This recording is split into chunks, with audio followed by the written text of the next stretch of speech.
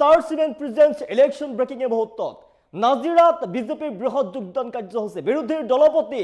দেৱব্ৰত শইকীয়াৰ ভেটিত কপনি তুলি এতিয়া বিজেপিত যোগদান কৰিছে হাজাৰ হাজাৰ কংগ্ৰেছ নেতা কৰ্মীয়ে আৰু বিজেপিত যোগদান কৰিয়ে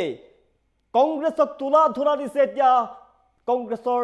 নেতা কৰ্মীসকলে হাউচৰ জনাইছো মুহূৰ্তত বিজেপিৰ শক্তি বৃদ্ধি পাইছে নিৰ্বাচনৰ প্ৰাক্ষণত নাজিৰাত হাজাৰ হাজাৰ লোকে কংগ্ৰেছ দল ত্যাগ কৰিছে আৰু বিজেপিত যোগদান কৰিছে দেৱব্ৰত শইকীয়াৰ সমষ্টিত কপনি তুলি কংগ্ৰেছ ত্যাগ কৰি বিজেপিত যোগদান কৰিছে এতিয়া হাজাৰ হাজাৰ নেতা কৰ্মীয়ে বিজেপিত যোগদান কৰিয়ে কংগ্ৰেছক তোলা ধৰা দল ত্যাগী নেতাৰ দেৱব্ৰত শইকীয়াৰ ভেটিত হাজাৰ হাজাৰ কংগ্ৰেছী এৰিছে দল আৰু বিজেপিত যোগদান কৰিছে বিজেপিৰ নীতি আদৰ্শৰ প্ৰতি আকৃষ্ট হৈ বিজেপি দলত যোগদান কৰিছে এতিয়া হাজাৰ হাজাৰ নেতা কৰ্মীয়ে বিজেপি যুৱ নেতা ময়ূৰ বৰগোহাঁইৰ নেতৃত্বত বিশাল যোগদান কাৰ্যসূচী আৰু এই কাৰ্যসূচীত উপস্থিত আছে কেন্দ্ৰীয় মন্ত্ৰী পবিত্ৰ মাৰ্ঘেৰিটাৰ উপস্থিতিত বিজেপিত যোগদান কৰিছে হাজাৰ হাজাৰ কংগ্ৰেছীয়ে এক প্ৰকাৰ কংগ্ৰেছৰ ভেটিত কপনি তুলি বিজেপিত বৃহৎ যোগদান কাৰ্যসূচী ২৬ নিৰ্বাচনৰ প্ৰাক্ষণত এতিয়া বিজেপিত যোগদানৰ জোৱাৰ উঠিছে উজনিত কংগ্ৰেছৰ ভেটিত কপনি তুলি বিজেপিত বৃহৎ যোগদান কাৰ্যসূচী নাজিৰাত হাজাৰ হাজাৰ কংগ্ৰেছীয়ে এৰিলে দল আৰু বিজেপিত যোগদান কৰিছে বিজেপিত যোগদান কৰিয়ে কংগ্ৰেছক তোলা ধৰা দিছে এতিয়া কংগ্ৰেছ ত্যাগী নেতা কৰ্মীয়ে পবিত্ৰ মাৰ্ঘেৰিটা উপস্থিত আছে ময়ূৰ বৰগোহাঁই উপস্থিত আছে আৰু দেৱব্ৰত শইকীয়াৰ ভেটিত হাজাৰ হাজাৰ কংগ্ৰেছীয়ে এৰিছে দল বিজেপি নেতা ময়ূৰ বৰগোহাঁইৰ নেতৃত্বত বিশাল যোগদান কাৰ্যসূচী কেন্দ্ৰীয় মন্ত্ৰী পবিত্ৰ মাৰ্ঘেৰিটাৰ উপস্থিতিত বিজেপিত যোগদান কৰিছে এতিয়া হাজাৰ হাজাৰ কংগ্ৰেছীয়ে নাজিৰাত হাজাৰ হাজাৰ লোকে এৰিছে কংগ্ৰেছ আৰু বিজেপিৰ নীতিৰ প্ৰতি আকৃষ্ট হৈ নীতি আদৰ্শৰ প্ৰতি আকৃষ্ট হৈ বিজেপি যোগদান কৰা দেখিবলৈ পোৱা গৈছে এনেদৰে বিজেপিত বৃহৎ যোগদান কাৰ্যসূচী দেখিবলৈ পোৱা গৈছে নাজিৰাত আৰু বিজেপিত যোগদান কৰিয়ে কংগ্ৰেছক তোলা ধৰা দিছে থকা সৰকা কৰিছে সমালোচনাৰে বিজেপিৰ যে উন্নয়নৰ যাত্ৰা মুখ্যমন্ত্ৰী হিমন্ত বিশ্ব শৰ্মাৰ যে উন্নয়নৰ যাত্ৰাত একেলগে থাকিম বুলি ২৬ত বিজেপিৰ চৰকাৰত সমৰ্থন কৰিম বুলি এনেদৰে কংগ্ৰেছে দল ত্যাগ কৰি বিজেপিত যোগদান কৰা দেখিবলৈ পোৱা গৈছে বিজেপিত যোগদান কৰিয়ে কংগ্ৰেছক তীব্ৰভাৱে সমালোচনা কৰিছে এতিয়া কংগ্ৰেছ ত্যাগী নেতা কৰ্মীসকলে নাজিৰাৰ দৃশ্যাংশ নাজিৰা হৈছে বিৰোধী দলপতি দেৱব্ৰত শইকীয়াৰ সমষ্টি নাজিৰা সমষ্টি আৰু সেই নাজিৰা সমষ্টিত পূৰ্বৰ পৰা কংগ্ৰেছৰ ভেটি আছে আৰু সেই ভেটিত কপনি তুলি এতিয়া কংগ্ৰেছ দল ত্যাগ কৰি বিজেপিত যোগদান কৰিছে হাজাৰ হাজাৰ নেতা কৰ্মীয়ে কংগ্ৰেছ ত্যাগী নেতা কৰ্মীয়ে এতিয়া গেৰুৱা হৈ পৰা দেখিবলৈ পোৱা গৈছে গেৰুৱা বসন পিন্ধি এতিয়া বিজেপিত যোগদান কৰিছে এনেদৰে হাজাৰ হাজাৰ নেতা কৰ্মীয়ে বিজেপি যুৱ নেতা ময়ূৰ বৰগোহাঁইৰ উপস্থিতিত আৰু কেন্দ্ৰীয় মন্ত্ৰী পবিত্ৰ মাৰ্ঘেৰিটাৰ উপস্থিতিত বিজেপিত যোগদান কৰিছে হাজাৰ হাজাৰ কংগ্ৰেছীয়ে দেখাইছো হাজাৰ হাজাৰ লোকে এৰিছে কংগ্ৰেছ নিৰ্বাচনৰ প্ৰাক্ষণত কংগ্ৰেছ ত্যাগৰ জোৱাৰ উঠা দেখিবলৈ পোৱা গৈছে বিজেপিত যোগদান কৰিছে বিভিন্ন প্ৰান্ত ৰাজ্যৰ প্ৰান্তে প্ৰান্তে বিজেপিত যোগদানৰ জোৱাৰ উঠা দেখিবলৈ পোৱা গৈছে নাজিৰাত হাজাৰ হাজাৰ কংগ্ৰেছী এৰিছে দল বিজেপিত যোগদান কৰিয়ে কংগ্ৰেছক তোলা ধৰা দিছে কংগ্ৰেছক থকা সৰকা কৰিছে তীব্ৰ সমালোচনা কৰা দেখিবলৈ পোৱা গৈছে পবিত্ৰ মাৰ্ঘেৰিটাৰ উপস্থিতিত বিজেপিৰ যুৱ নেতা ময়ূৰ বৰগোহাঁইৰ নেতৃত্বত বিশাল যোগদান কাৰ্যসূচী দেখিবলৈ পোৱা গৈছে বিজেপিত যোগদান কৰিয়ে হাজাৰ হাজাৰ কংগ্ৰেছীয়ে থকা সৰকা কৰিছে কংগ্ৰেছক এটা গুৰুত্বপূৰ্ণ সমষ্টি নাজিৰা সমষ্টি আৰু নাজিৰা সমষ্টি বিৰোধী দলপতি দেৱব্ৰত শইকীয়াৰ সমষ্টি নাজিৰা সমষ্টিত এতিয়া কংগ্ৰেছৰ ভেটিত কপনি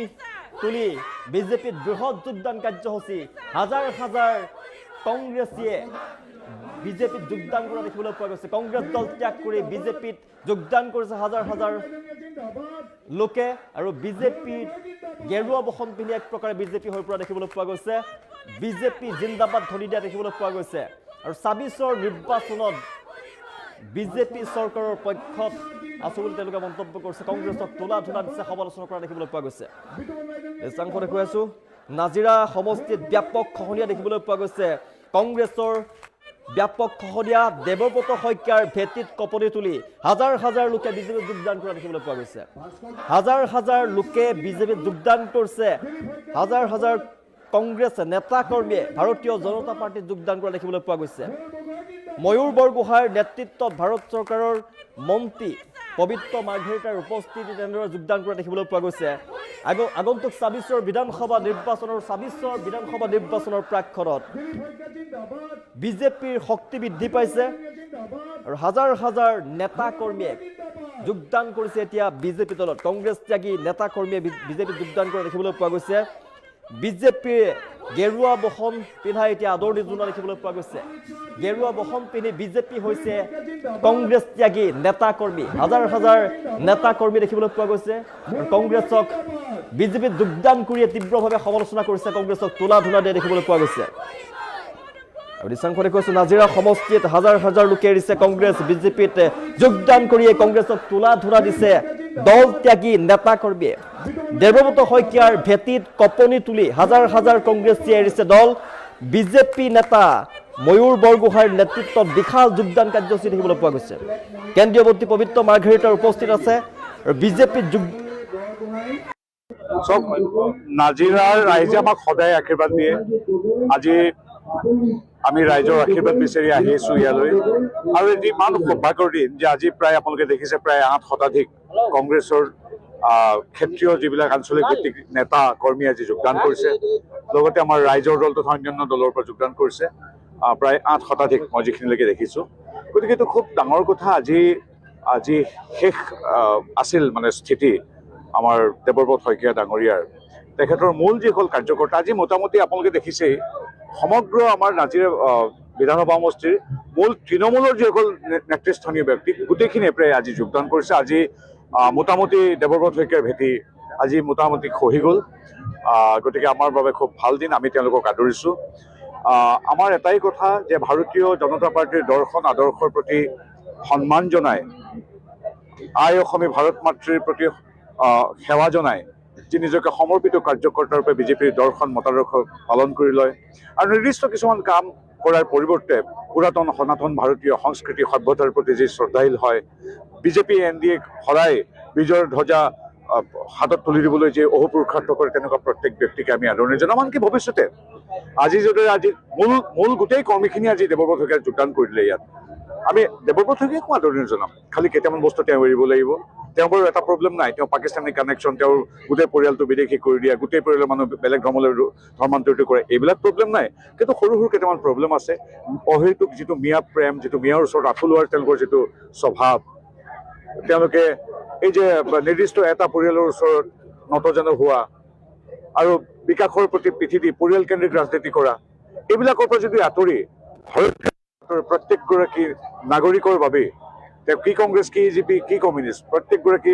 ভাৰত তথা অসম মাতৃৰ সন্তানৰ বাবে আমাৰ দুৱাৰ খোলা আছে নিৰ্দিষ্ট কিছু ভুল নকৰিলেই নিৰ্দিষ্ট কিছু কাম নকৰিলেই তেওঁক আমি আদৰি ল'ম খালি মাথো আমাৰ ভাৰতীয় জনতা পাৰ্টীৰ যি দৰ্শন আৰু আদৰ্শ সেই আদৰ্শ মানিব লাগিব কেৱল গৌৰৱ গগৈৰ বাহিৰে আমি সকলোকে আদিৰ পৰা গৌৰৱ গগৈৰ প্ৰদান মই ইতিমধ্যে কৈছোৱেই পাকিস্তানৰ লিংকটো তেওঁ নাই বুলি প্ৰমাণ কৰি লওক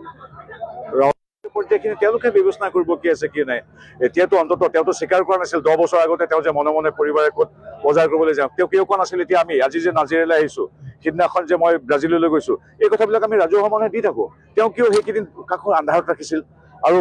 সংবাদ মাধ্যমৰ প্ৰেছাৰ নোপোৱালৈকে তেওঁ কোৱা নাছিল কিয় গতিকে কথাবিলাক তেনেকৈ এতিয়া আইনগতভাৱে যি হয়তো আইনে চাব কিন্তু তেওঁ অসমীয়া এগৰাকী সাংসদ হিচাপে আমাৰ প্ৰশ্ন কৰাৰ অধিকাৰ আছে তেওঁৰ ওপৰত তুমি কিয় নিজৰ গোটেই পৰিয়ালটোক বিদেশী কৰি তুলিলা কোনোবা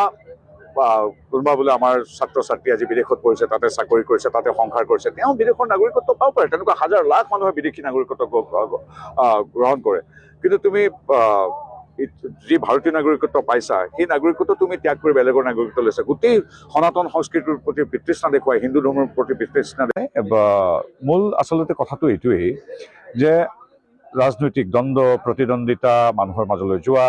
এইবিলাক চলি থাকিব এতিয়া আমিও জনগণৰ আশীৰ্বাদ ল'বলৈ গৈছোঁ কিন্তু তেওঁলোকে দুৱাৰ ল'বলৈ গৈছে বেলেগ ঠাইত গতিকে এই কথাবিলাক স্পষ্ট তেওঁলোকে আমি হিন্দু মুছলিম খ্ৰীষ্টান জৈন বুদ্ধিষ্ট শিখ প্ৰতিটো ধৰ্ম প্ৰতিটো বৰ্ণ জাতি ধৰ্ম বৰ্ণ নিৰ্বিশেষে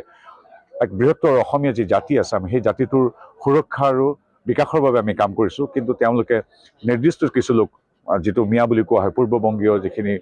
লোক আছে তাহানি ময়মনসিং নোয়াখালী ৰংপুৰৰ পৰা আহিছে যি এতিয়া অসমীয়াত সমাহিত হোৱা নাই সেই 24টা চিটৰ বাবে তেওঁলোকে মানে উদ্বাউল হৈ পৰিছে গতিকে সেইকাৰণে মই এটা ৰাজনৈতিক কটাক্ষ, এটা আচল মূল সত্য এইটোৱেই যে আলি কাটি জালি দিম, বৰপীৰা মিয়াক পাৰি দিম। সেইটোৱে কথা তেওঁলোকৰ গানটোৰ মূল উপজীব্য মূল কথা সেইটোৱে। যিদৰে নতুন বৰ অসমৰ কথা তেওঁলোকৰ শ্লোগানত আছে। নতুন বৰ অসম কি? চাউলুং চুকাফাৰ পৰা গুৰুজনা শংকৰদেৱৰ পৰা খগেশ্বৰ তালুকদাৰৰ পৰা আজি আপোনালোকলৈকে আমি সকলোৰে কল্পনাত কি আছে? বৰ অসম। সেই বৰ অসমখনক আমি বিশ্বাস কৰোঁ, কিন্তু সেই বৰ অসমখনত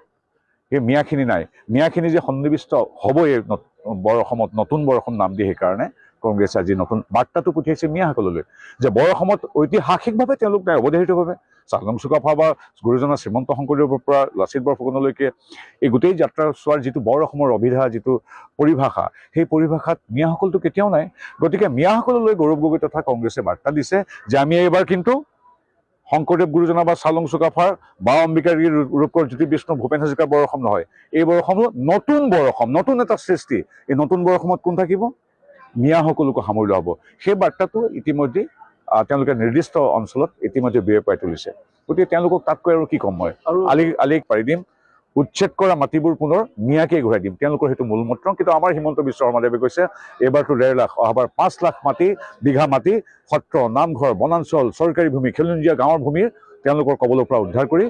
অসমীয়া ৰাইজৰ হাতত, অসমৰ ৰাইজৰ হাতত অৰ্পণ কৰা হ'ব। আৰু গৌৰৱৰ কথা তেওঁ যিজন মানুহৰ পৰিয়ালৰ 3জন সদস্যই বিদেশী, 3জন সদস্যকে তেওঁ নিজৰ সনাতন সংস্কৃতি, আমাৰ হিন্দু ধৰ্মটো প্ৰতি বিতৃষ্ণা দেখুৱাই বেলেগ ধৰ্মলৈ লৈ গ'ল। সেইজন মানুহৰ পৰা, আৰু যিজন মানুহৰ পাকিস্তানৰ লিংক আছে বুলি কোৱা হয়, যিজন মানুহৰ ফুৰিবলৈ যায়, পৰিবাৰে ক'ত বজাৰ কৰিবলৈ চাবলৈ যায় পাকিস্তানলৈ, যি পাকিস্তানে জিন্তু গগৈৰ পৰা 20কে আদি কৰি 20,000 মানুহক আজি শ্বহীদ কৰিছে, সেই মানুহজনৰ পৰা এইবিলাক আৰু কি কথা শুনিম? তেওঁলোকৰ সেই একেটাই কথা আৰু আলি কাটি জালি দিম, মিয়াক বৰপীৰা পাৰি দিম, উচ্ছেদ হোৱা মাটিবিলাক পুনৰ মিয়াকে ঘূৰাই দিম। তেওঁৰ মূল উপজীব্য মূল গান সেইটোৱে তেওঁলোকৰ। তাৰ বাহিৰে আৰু তেখেতসকলৰ উপৰি আৰু আপুনি কি কৈছিলে? আৰু এটা কথা সুধিছিল, কি কৈছিলে? এইবিলাক হঠাতে নতুনকৈ আহোম হোৱা মানুহ, উপাধিটো থাকিলেই নহ'ব নহয়। তেওঁ চক্ৰধ্বজ জয়ধ্বজ সিংহৰ কথা জানেনে? তেওঁ মোমাইল তেমলী বৰবৰুৱাৰ পৰা আতন বৰগোহাঁইলৈকে জানে? তেওঁ কাৰী পাইক নাওহলীয়া ফুকন, নাওবৈচা ফুকনৰ কি, পানী ফুকনৰ তাত কি অৰিহণা আছে এই যুঁজত, তেওঁ জানেনে? গতিকে কথাবিলাক কোৱাৰ আগতে লাচিত বৰফুকনৰ কথা